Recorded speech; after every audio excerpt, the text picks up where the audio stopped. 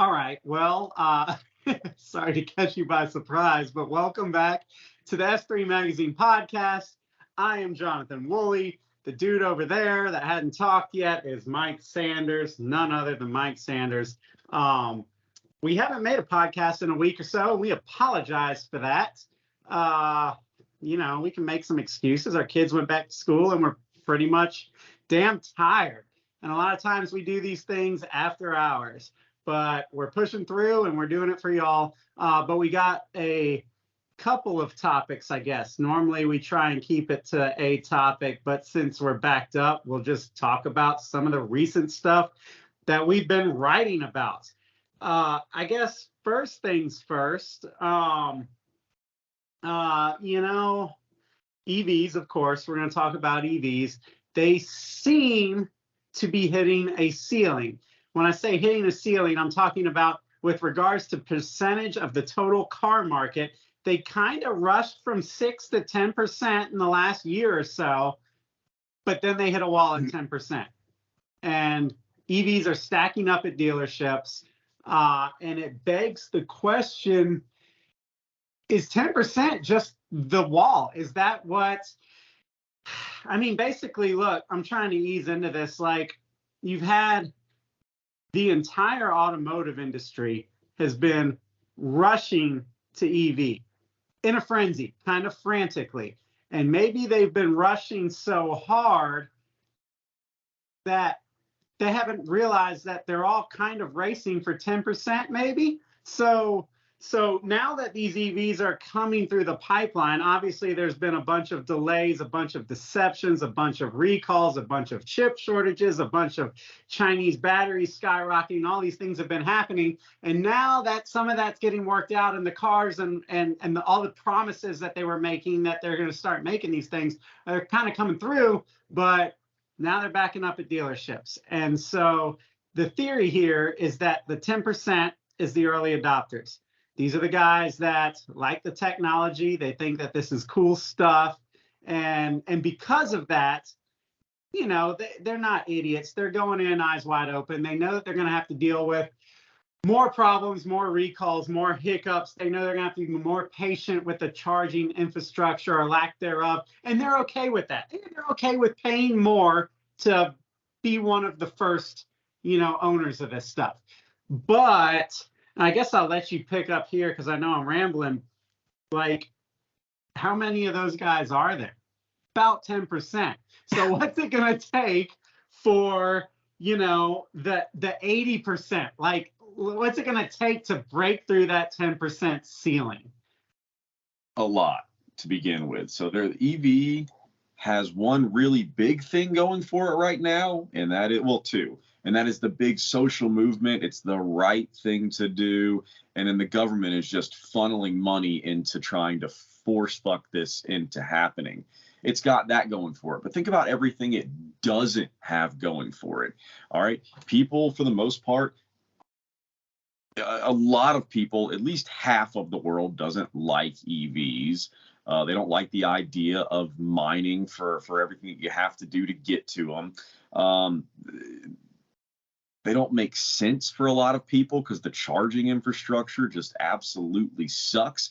And it's funny to see people who are supposed to be the professionals in this and really know what they're talking about having to start eating their words. I don't know if you saw this, but Jim Farley made a trip across Route 66, I think last week, in a Ford Lightning, of course, EV. And he said, wow, I was really shocked at how difficult it was to get this thing charged, and it was a little bit frustrating, and the range was not what we wanted it to be. And it's like, dude, haven't you been like touting EVs more than anybody? You should have been driving this thing around every single day. You should already know these problems intimately, but he doesn't, and that should tell you what's going on. Why? Because he's probably a smart guy who drives a V8 F-150 every day, like the rest of the world. On top of that, these things are insanely expensive. People don't trust the technology yet. Interest rates are crazy high.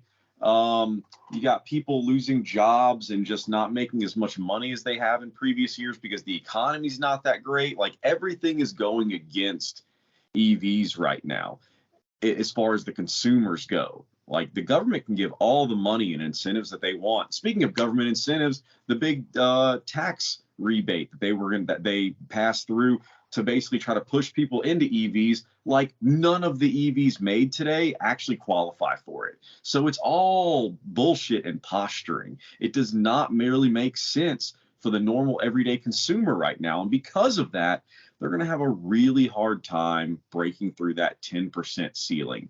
Now, that being said, the manufacturers did rush to market like crazy to make this happen. It was like they were trying to be the first ones to space, the first to flight again. I don't know why Elon Musk beat you guys there by like 15 years, but hey, who's counting?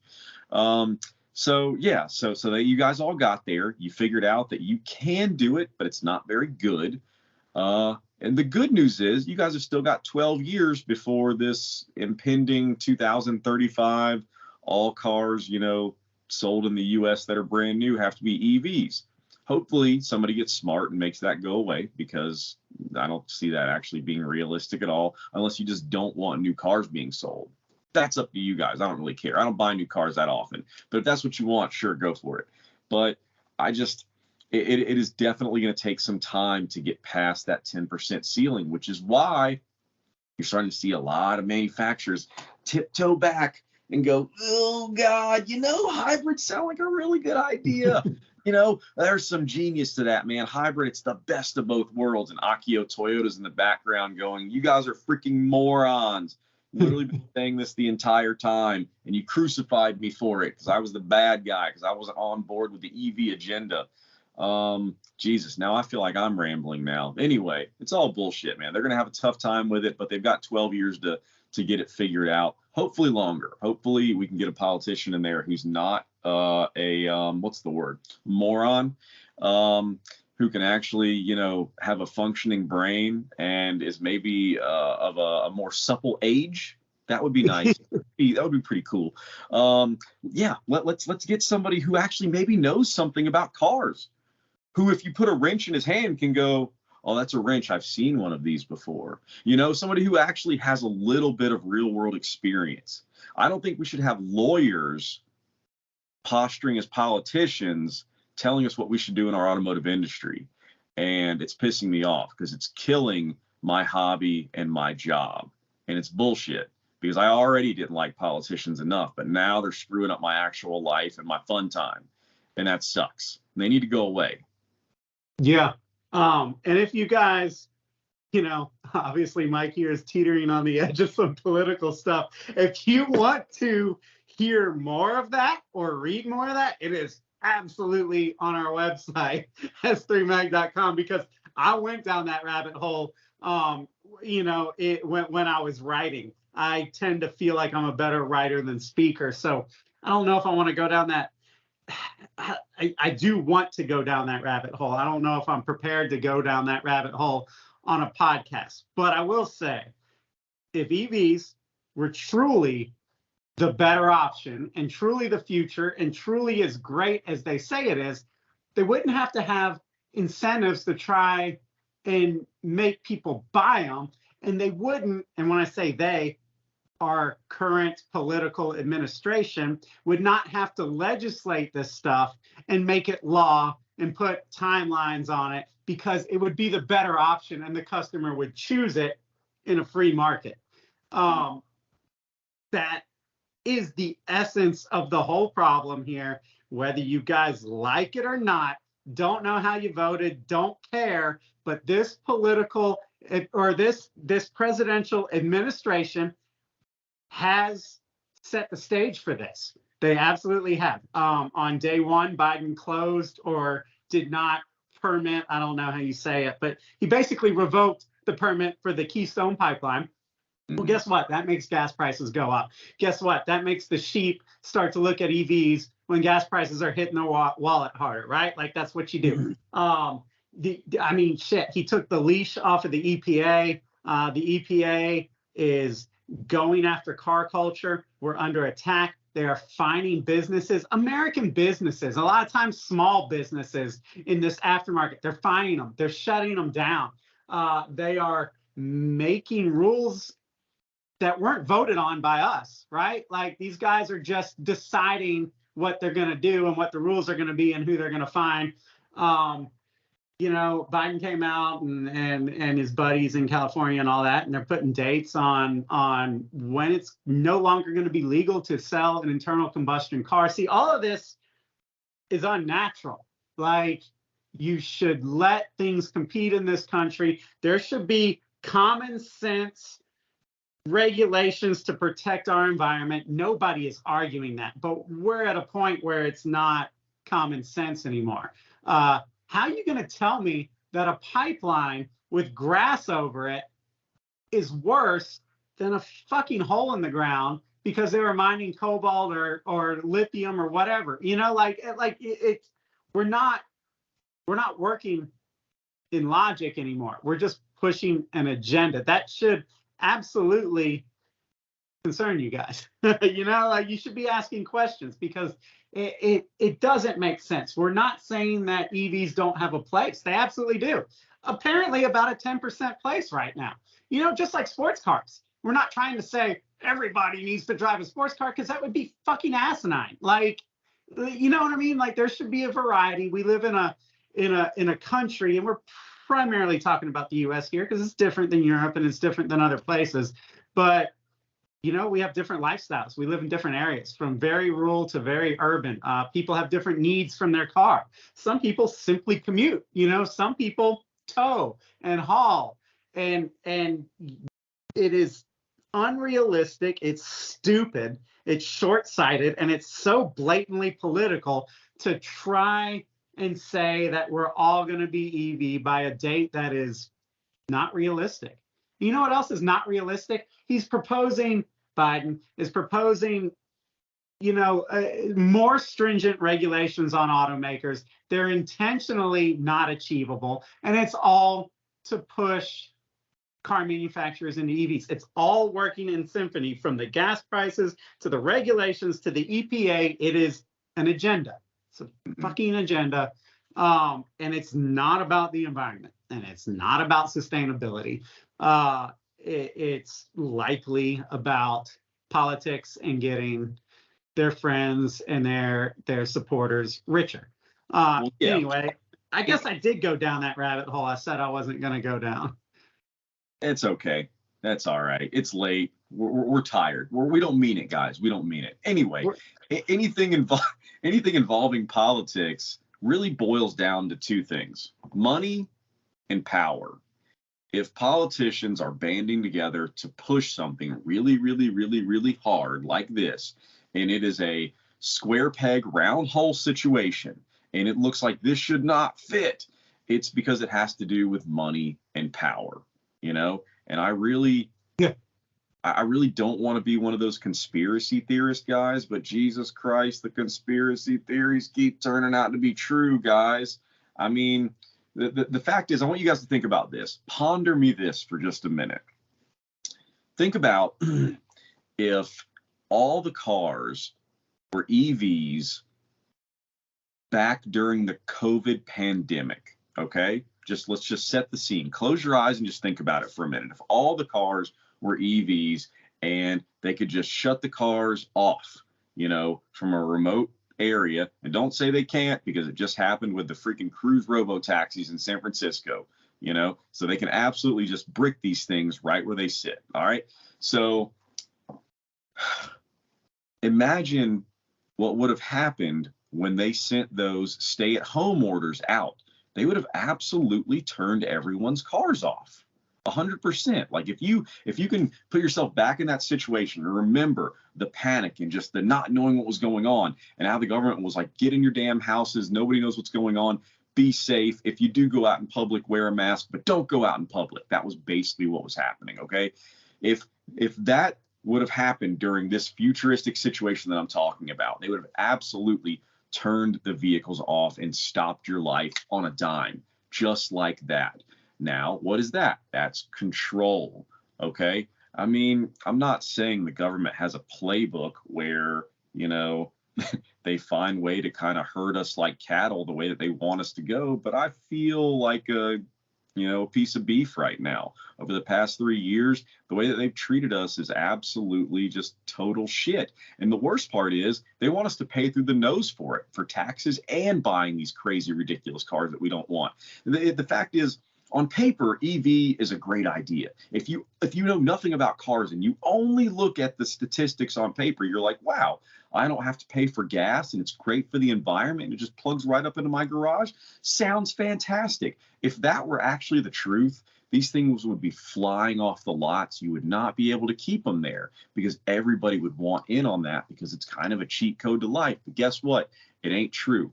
All you're doing is trading in the oil barons for the freaking electrical barons. That's it. Just one master for another one. I know you were trying to say something. Sorry, man. Well, yeah, I mean, back to your point, any new car that is capable of receiving over-the-air updates is capable of being shut off. Ford has already put a patent in for their cars to be able to repossess themselves. That's not saying they're going to do it, but the thought is there. Not planning on using it. Yeah, well, I mean, maybe they're not. Maybe they're protecting other people from using it, but the thought is there. The thought process is going in that direction. So yes, if this were to happen in COVID, they could absolutely, and it is not far-fetched, even though I wish it was, say, you get to drive on Tuesday and Thursday. Like you get to drive on Monday and Wednesday or whatever, and do it like that. And look, don't be naive, guys. Don't think, well, they're not trying to do that, blah, blah, blah. No, when you implement technology like this, do not think about what they're trying to do right now. Think about somebody even more devious in the future and what they will be able to do with it. It's just like the gun laws or anything else. You got to be really careful about the laws that you change and what you allow in, because once it's there, somebody could use that for malicious intent later. Maybe it's not Biden. Maybe Biden is eating his ice cream and not even thinking about that shit because he doesn't have really any intentions, let alone devious ones. Maybe he's the freaking devil. I don't know. You know what I mean? Like, it could go either way. But maybe there's a guy that's 20 years old right now that's about to be the next fucking world menace. You know what I mean? And what is he going to do? To put this much technology this fast and this rushed, and it is rushed. It's not naturally happening. It's kind of being forced, and we can see that in the recalls. Like, come on, like you can't, like to be rushing this kind of stuff this fast with this little forethought under a false agenda of sustainability is absolutely reckless. And I would think real long and hard before I bought any new vehicle that can get over-the-air updates, personally. Because it's like you said, you are giving away freedom and you are accepting control. Especially with the emergence of AI, like you guys should not want any of this stuff. I'm talking about the little Amazon Echoes, anything that is in your house that receives these over-the-air updates that can listen to you or control the way that you travel or what you purchase and stuff like that. You guys should not want this stuff in your house. That's the thing. This should not be, EVs should not be political because the government shouldn't have a dog in the fight. So it is political.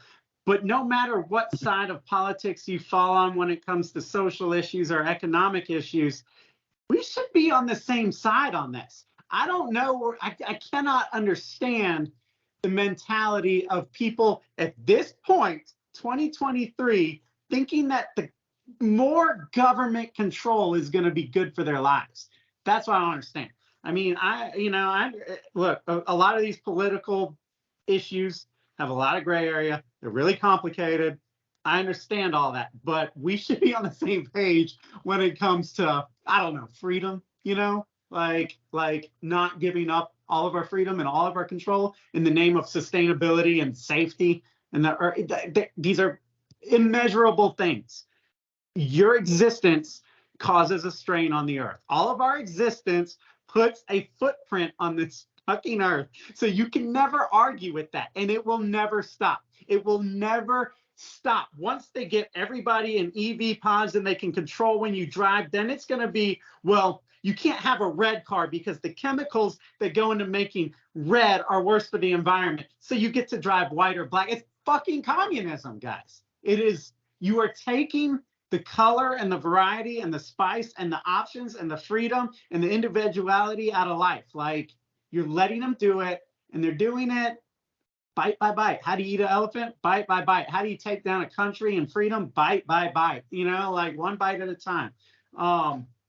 And the other analogy, how do you boil a frog? You know, you just crank up the heat slowly, and that's what is going down. I've heard that one before. Really? Yeah. Yeah, man. Like, you can put a frog. I've never tested this because it would be really inhumane. But apparently, you can put a frog in water, regular room temperature water. He'll sit there, put him in a pan, you know, in the water, and then you crank the heat, and you just slowly crank that heat, and he will just die and never jump out of the pan because it happened little by little. And frogs are stupid, a lot like a lot of us these days. So Yeah, see that's the thing that drives me nuts is I want to believe in humanity's ability to band together for a common goal. But one problem is we don't have a common goal. Everything seems to be just absolutely split in half, and half of everybody's on this side and half everybody's on this side. The fact is most of the world happens in the gray area in the middle. But I mean, it's just nuts, man. It makes no sense. look, they got us so divided on every other social topic that nobody can admit how fucking far we've fallen, right? Like, it's going to take somebody going, you know what?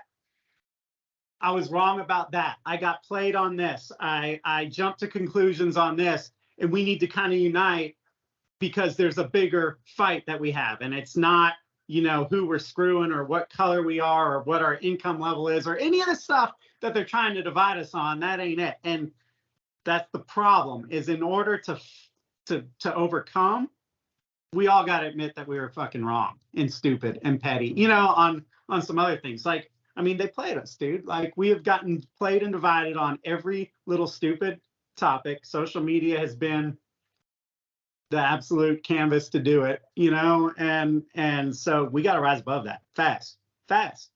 Yeah, but I mean that's the big downfall of the internet is it brings that mob mentality. Like, a person is intelligent and compassionate and can properly debate and talk about things and differentiate right from wrong. People are panicky and stupid. And that's what the internet is. It's just a bunch of people in a comment section reacting to headlines and other comments. And the people that really pull the strings know that they're playing this like a game of chess. And the people that you speak of, we're not used to this, man. We're used to living in our tribes, you know, in our communities or whatever.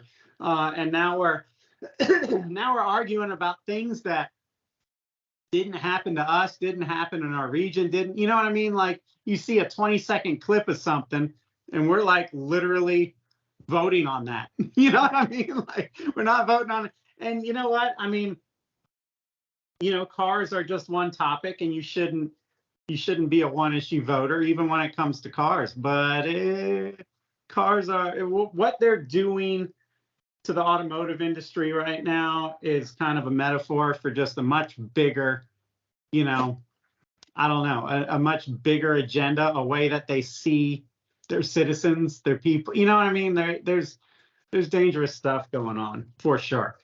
Oh yeah, absolutely. You guys are history buffs. What's happening here? Just the panic and the gaslighting and the way that the media is acting. It's very similar to the buildup of World War II in Europe. Specifically one country I'm not going to mention.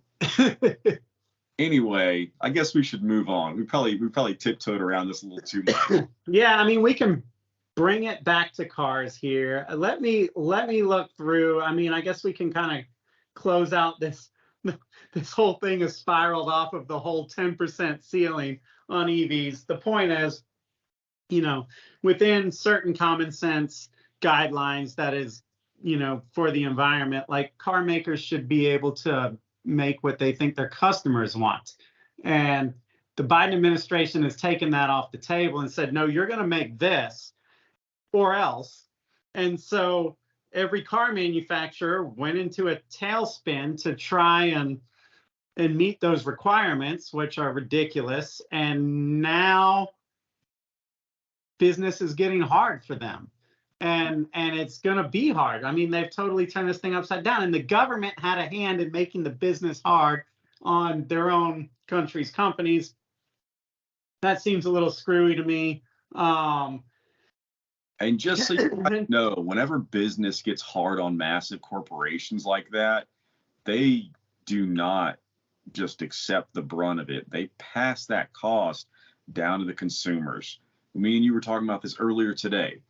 Perfect example. Ford has decided to kill the base model of the Bronco. So like when they first introduced the Bronco, which was like what, 3-4 years ago when they first came out for the concept of it, the base model was supposed to be like a sub $30,000 little off-road fun thing, right? Mm-hmm. And now, I mean, obviously inflation and just everything else that's happened, but now you can't even get a base model. It's not manufactured anymore. It's not an option. So that immediately increases every single one by like $4,000. And I guarantee this was the bean counters at Ford going, hey guys, oh shit. So we have lost $2.8 billion in the past 7 months alone on this whole EV investment. And that's pure loss against not pure profit, but net profit. When you think about it like that, instead of gross profit, it is a big deal because 2.8 billion is a lot of coin. But the point is, that's a perfect example of them passing the cost down to us, because I guarantee the big wigs at Ford sat down and said, okay, guys, what can we do to get profits back up? I know. Here's what we'll do. We have to maximize the value of every single vehicle that's being sold right now, because we're not selling a bunch of them.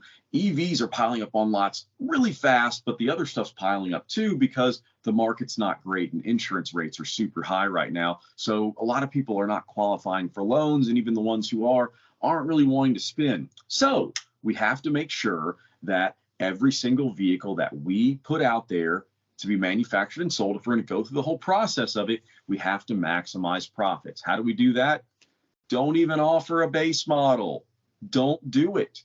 It's free money. Yeah, I mean, especially if it's a supply and demand thing. If they only have so many Broncos that are starting to come through the pipeline, yes, make them all Badlands or whatever the bad boys are. I don't know what the upper model Bronco is off the top of my head, but yeah, eliminate the one with the small infotainment screen and the 16-inch steel wheels, and bump those up, man. The great thing about a base model 4x4 though is it allows us to play in the aftermarket, right? But they're making you spend more on the vehicle before you can even start playing. I don't care what wheels come on a Jeep or a Bronco when I buy it, because I'm going to go in the aftermarket and I'm going to put bigger wheels and tires on it. It's just the way that we do it. And yeah, dude, it's crazy, dude. Like, think about the spread on something like a Jeep or a Bronco right now. Let's just say the Jeep, because you actually still can get those for just over $30,000, but you can also get them for $100,000. Like, there's a $70,000 spread on a Jeep. When did that happen? A Jeep's supposed to be an affordable little rugged good guys 4x4 that the dude working at Chili's has, and now it's like a $70,000 spread on these things. It's just it's insane. But the point, yes, even if you buy a Bronco, you're paying for the fuck ups that Ford is making on the EVs. You're paying for the Mach-E, even when you buy a Bronco, because when you're losing $2.8 billion this year so far, you got to make it up somewhere, right? Oh, yeah. Absolutely. It's just, goddamn, like every arrow is just pointing to, hey, don't buy a new car. Don't. It's expensive. It's inflated. It's high interest. It has over-the-air updates. It's just full of sensor. It's just the whole thing. It's like we are going in a really, really stupid direction, man. Like me and you should be wanting the new cars. This is like what we do. And Yeah. it's just become a big liability and concern, dude. It's crazy. Yeah. One of the main reasons I don't want to get a new vehicle is because I don't want to get duped into accidentally buying one of those COVID manufactured cars. That's probably been sitting outside baking and freezing for the last 2 years. That's another thing.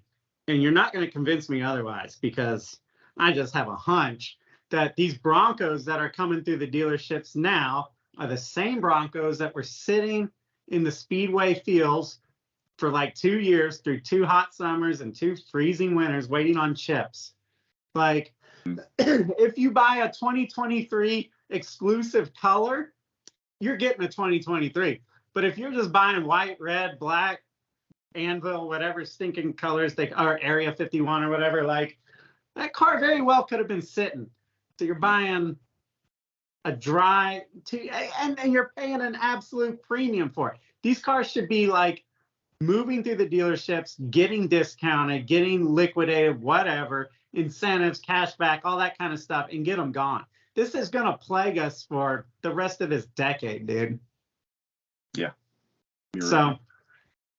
Yeah, I don't know. I'm trying. Let me see if there's anything else here.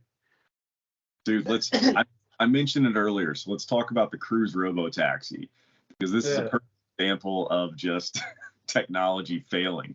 So apparently in San Francisco, so if you guys don't know what the Cruise Robotaxi is, it's this fleet of exactly what it sounds like. They're robotic AI freaking taxis, and they just drive people around, and you call them up on an app on your phone, it picks you up, it's a driverless car, it takes you to where you're going, right? So now we're putting cab drivers and Uber drivers out of business. Great. I hope you guys feel good about that. Save that money anywhere you can, right? Anyway, yeah, so these little shit boxes, apparently there was a big concert in San Francisco the other night, and I guess because so many people were on their phones after the concert, it caused these things to all lose network signal. And when they lose network signal, they don't do a smart thing like return to base or just like finish the ride that you're on. Nope, they just totally shit the bed and brick themselves and just stop in traffic. So there were some narrow streets that these things were on. I think they said like 10 or 11 of them. All within like this same little vicinity, just kind of like totally died and destroyed what was already really bad traffic, made it so much worse.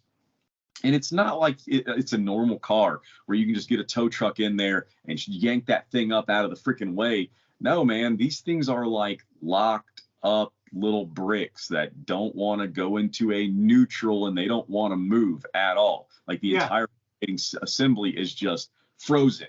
And it has to basically be digitally brought back to life. And apparently it was just an absolute shit show, just a disaster.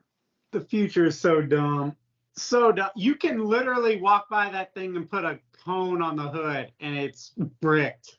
Yeah. Like it just freaks out. It doesn't know what to do. It's so stupid. Like, how are we're using technology to go backwards? It just doesn't makes sense. All of the technology that goes into this car for it to be literally stupid. Mm-hmm. And you said people are just having sex in them, big sex parties. Oh yeah, man. Hey, you hear? People are fucking in these things.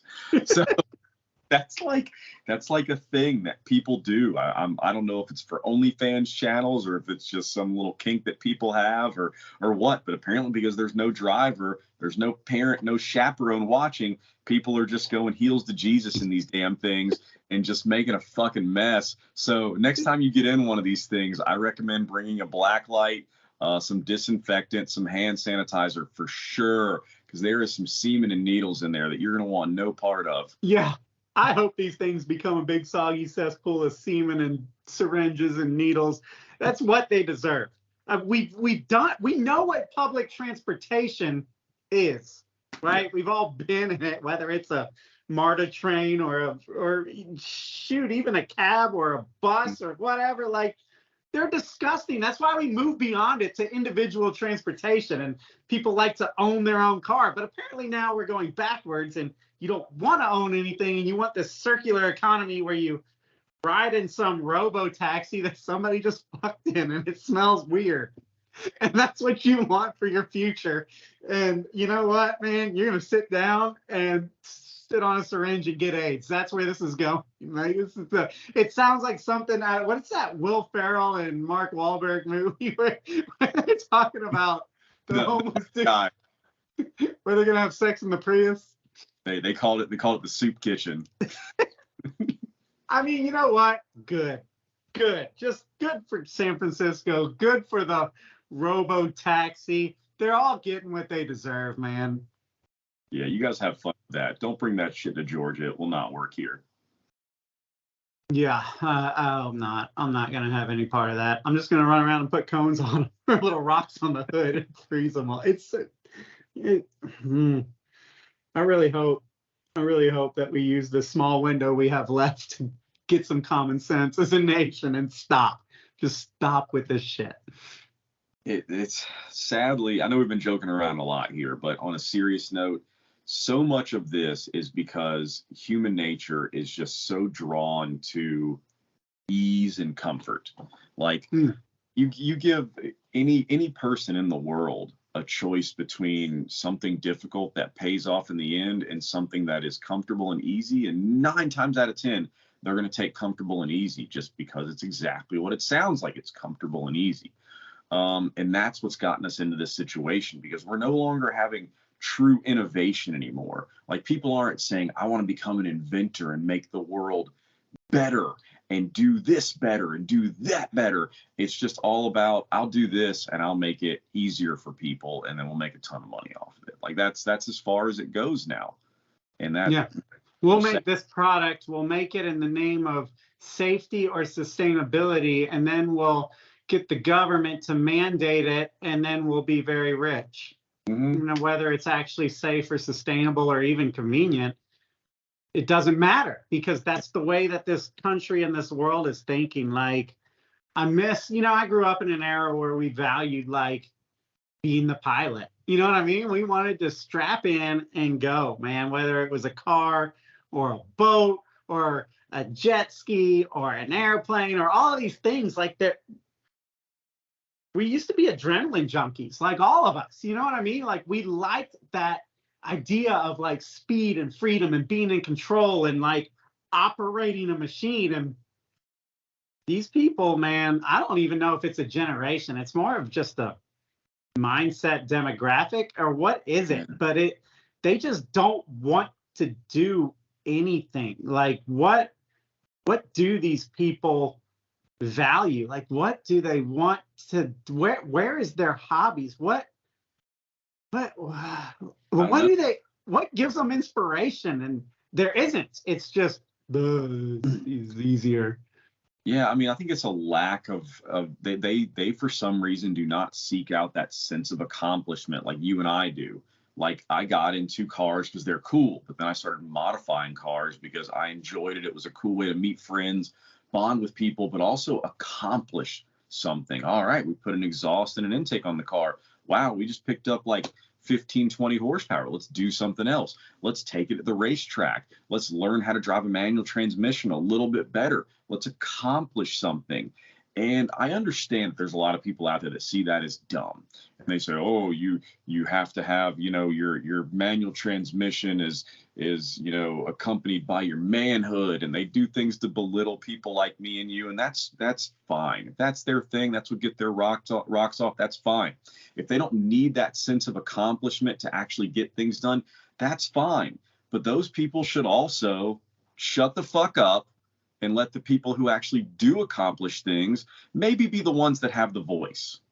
Yeah. I mean, it's a sense of wanting to challenge yourself. And it can be as dumb as changing a radiator in a 944, which I just did, or it can be as dumb as driving the Jeep with a 70% chance of rain with no top. But there's always this little bit of like, I want this adventure. I want this challenge. I want to beat it. Like, I want to not just exist on this drive, but I want it to be, I don't know, something fun, like an activity.